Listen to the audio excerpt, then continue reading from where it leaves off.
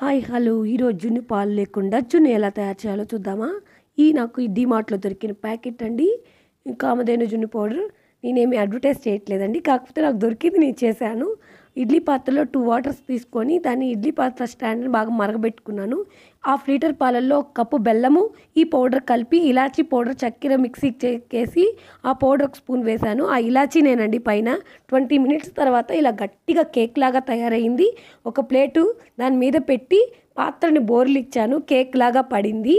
ఆ కేక్ ఎంత స్మూత్గా ఉందంటే స్పాంజీ లాగా ఉందండి. అంటే బయట మనకు అమ్మే జున్ను ఇదే అనిపించింది అప్పుడు. జున్ను పాలతో చేయొచ్చు, పౌడర్తో చేయొచ్చు, కానీ మనకి జున్నుగానే వచ్చిందండి. అది పౌడర్ వలన. ఫస్ట్ టైం చేశానండి, చాలా బాగా టేస్ట్గా వచ్చింది. జున్ను అంటే ఇష్టం ఉండేవాళ్ళైతే ట్రై చేయండి, బాగుంటుంది. నాకు కొంచెమే ఇష్టం, అంత ఎక్కువ తినలేను.